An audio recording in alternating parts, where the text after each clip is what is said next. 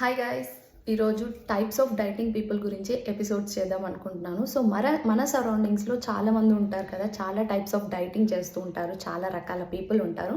So అలాంటి వాళ్ళని కొంతమందిని ఎంచుకొని టైప్స్ ఆఫ్ డైటింగ్ ఎపిసోడ్స్ చేద్దాం అనుకుంటున్నాను.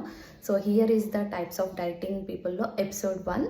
సో ఎపిసోడ్ 1 ఈ పీపుల్ ఏంటి అంటే, అరే రేపు డైటింగ్ చేస్తున్నాం కదా అని చెప్పేసి రేపటి నుంచి డైటింగ్ అన్నీ బంద్. సో ఈరోజు నేను ఏం తినాలి అని లిస్ట్ రాసుకుంటారు.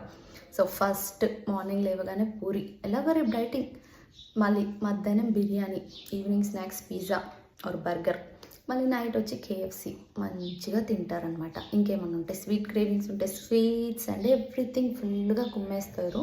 7,000 క్యాలరీలు బొజ్జులో పెట్టుకుంటారనమాట మంచిగా.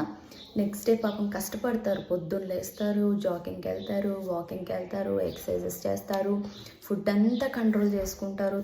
తెలియక ఏమంటారు, క్యాలరీస్ అన్నీ తగ్గించి పొద్దుగాలో 2 రొట్టెలు, నైట్ 2 రొట్టెలు, ఇంత కూర అని చెప్పేసి తింటారు. 4 రోజులు కష్టపడతారు, ఇంకా 5వ రోజు స్టార్ట్ చేస్తారు ఇంట్లో వాళ్ళతో ఏమని, అరే నేను ఎంత చేసినా తగ్గట్లేదు, 4 రోజుల నుంచి అసలు తినట్లేదు, కానీ నేనేం తగ్గట్లేదు. ఎందుకు తగ్గుతావు?